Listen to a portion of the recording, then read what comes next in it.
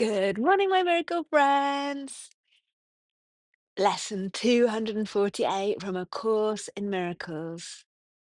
This one's quite controversial and probably quite annoying, especially if you are suffering at the moment, whether you're suffering with something mentally or physical pain. This lesson is going to feel quite resistant and annoying, so let's go for it. Whatever suffers is not part of me. Whatever suffers is not part of me. I have disowned the truth. Now let me be as faithful in disowning falsity. Whatever suffers is not part of me.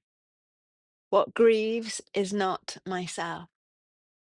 What is in pain is but illusion in my mind. What dies was never living in reality and did but mock the truth about myself. Now I disown self-concepts and deceits and lies about the Holy Son of God. Now am I ready to accept him back as God created him and as he is.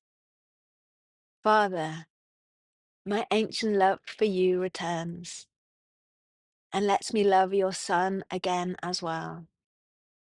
Father, I am as you created me. Now is your love remembered and my own. Now do I understand that they are one. So, as I said at the beginning, if you are in pain, to be told that your pain is but an illusion in your mind, and to be told that grief is not your true self is quite hardcore. But I wanted to read out Pam Grout, who many of us know and love, wrote a book to accompany the Course in Miracles, which was like a very real life book and not so wordy and more for her experience. And I was going to be interested to see what she said on this particular lesson, because just before she wrote An Experiment with A Course in Miracles, she lost her daughter, her only child, her 25-year-old daughter, to a sudden brain hemorrhage. So I was going to be interested to see her take on this, giving her immense suffering. So she starts off by saying, no longer subject to the rumors of my mind. Emancipate yourself from mental slavery. Bob Marley. Phew, so relieved lesson 248 didn't come up 10 months ago. To suggest tragedy, chaos, and unhappiness are nothing but a ridiculous rumor doesn't typically sit well. Polite company tends to be heavily invested in the inevitability of sorrows and trials. Even making a joke about suffering not being standard part of the human condition can get a gal burnt at the stake. So I'm hoping that now, after 10 months of thumbing our noses at illusions, we can finally just come out and say it. Life doesn't have to suck. The only reason we think it does is because that's the reality cemented into our consciousness by years and decades and centuries of conditioning. Even death is a false idea to strike from the record books. To believe there's no way to escape suffering and pain and lack is to disown the truth. This lesson asks us to disown falsity, to disown all the inevitable sorrows to which we've been so faithful. So every minute of every day, and especially when we first wake up in the morning, we have a choice.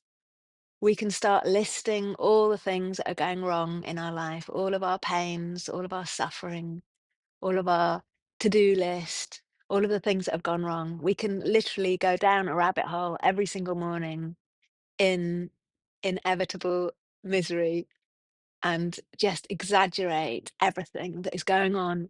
And most of our suffering does come from our mind, because most of our suffering comes from how we see things, how we see things. So we can get out of bed and list all of the things wrong, and then we can have that all magnified and gather momentum for the day so that by the time lunchtime comes, we're utterly exhausted because we've just been on it, on it, on it with everything that's going wrong. Or we could just shut that up and just look at everything that is right, everything that is good, everything that is love and kindness. Now, whether that's looking outside at nature, at the sun rising, having your favorite cup of tea in the morning or coffee in the morning, stroking your cute pet, whatever, like you can gather momentum behind that as well. And then inevitably, you have a better day. You have an amazing day. And that lowers inflammation in the body, that lowers inflammation in the mind, that lowers the adrenaline, the cortisol, all of these other things that don't suit us very well. So I'm going to just read this bit again. Whatever suffers is not part of me. So this is a discipline to not focus on the suffering, to go and focus on what is good in our lives. I have disowned the truth. Now let me be as faithful in disowning falsity. Let's disown the falsity. So I wake up this morning and there is dog diarrhea all over the rug in my bedroom, and a couple of members of the family have stepped in it and walked all over the place. And then there was something else, and then there was something else, and I caught myself. I knew, and then there was a dead mouse in the pool, and then there was something else, and I thought, right, if I don't stop and disown this falsity, I could potentially have a day where I'm just muttering for fuck's sake under my breath all day long. And then I'll just be given more things that will be annoying and more things that drive me mad. So it is an absolute discipline to disown falsity and disown suffering and grievances and grief and all the pain, and see ourselves as eternal beings of loving light, divinely created. And if we spend more time focusing on our divine energy than this physical body that is falling apart bit by bit, we will have a much better day. Beloved divine, loving light within us and all around us.